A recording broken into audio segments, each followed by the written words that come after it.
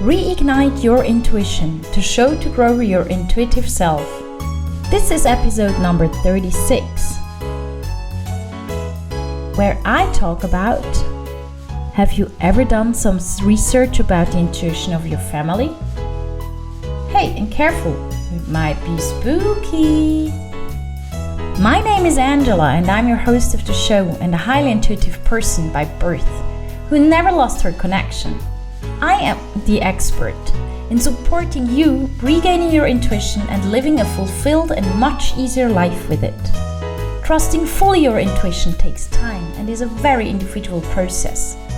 I share with you my knowledge and strategies I have developed to support yourself on a daily basis in any situation. By signing up to my freebie, you can support yourself to connect with your intuition. Go to angelahack.com EN36. Maybe the topic of today's podcast is a bit weird. Why is there a reason to do any research if anybody in the family is intuitive? There's no real reason, as all of us are intuitive. I mention that, I guess, in nearly every podcast. So why is there a reason to research if others are intuitive when we all are intuitive? Why is there a reason to research if anybody in the family is intuitive? That's kind of not logic. Funny enough, it is interesting. It is just so... It makes me curious to know what's going on. And for example, I can tell from my own family, someone really close to me used to dream things and they came true. And I love the fact that it is like that. But this person does not like to mention that officially. On both sides of my family, I have people who are highly intuitives or who were highly intuitive. Unfortunately, in Europe especially, we don't talk about it back to certain years, as that was something you could get burned for. We even have a book in Switzerland that is called Anna Göldin, The Last Witch.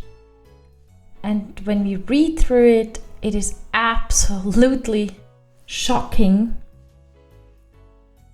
how this all went on. And this whole witch thing has nothing to do with having intuitive people in your family. Having intuitive people in the family helps to get more close to your own intuition. Most of the time they have much more knowledge of it. They know much better how you can go through life with intuition, because they have been there. Of course, the generation makes a difference. I would say elderly generations from 60, 65 up, most of the time took the strategy of not showing it at all. Those a bit younger might have used it in a hidden way for work. For example, a massage therapist or something. They have used their highly sensitive and intuitive hands to make sure that people get really better. I would say that for those between 15 and 30, it might not be cool enough. Or maybe it's only 25. I'm not sure about that point. Kids don't think about it at all. But when you see, that's the other way, when you see that a young child is very intuitive, very sensitive, which most of them are, but they are close to you and open to you, make sure to give him the information. I am here for you no matter what. Because you are perfect the way you are. And like this, you give this young person the chance to grow. And that support is what makes them grow faster. That support gives them the chance to grow better. And that support gives them the chance to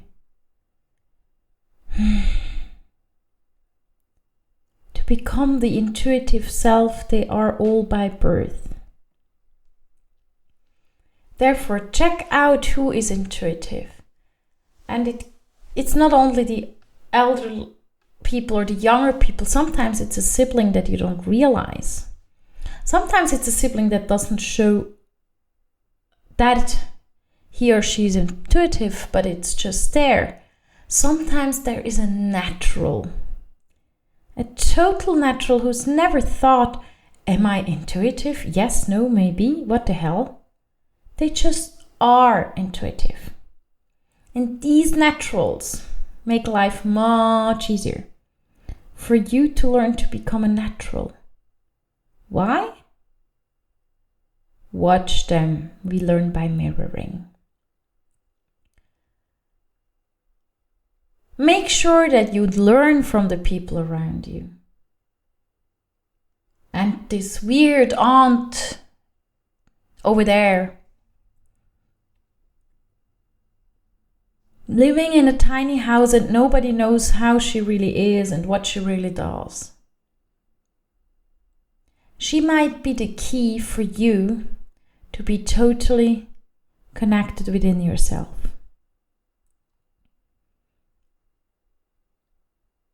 Therefore, make sure to stay open-minded and open-hearted, because your intuition tells you if something's going wrong.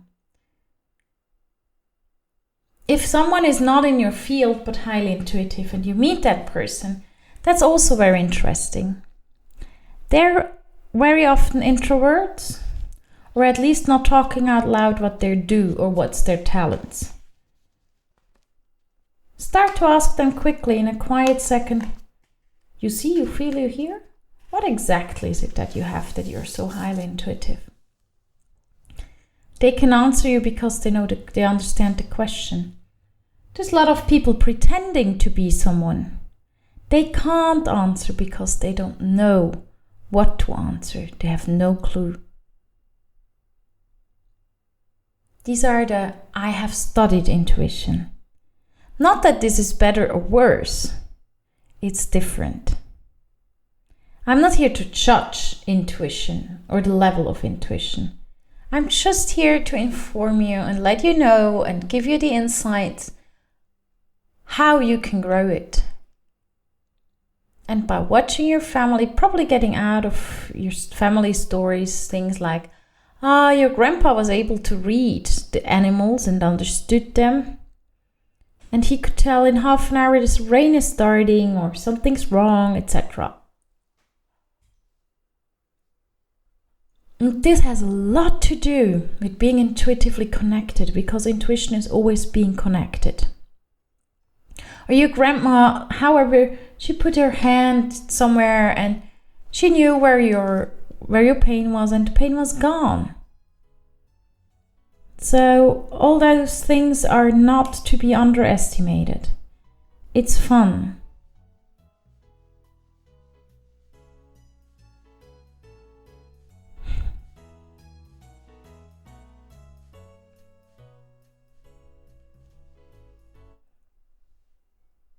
As a matter of fact,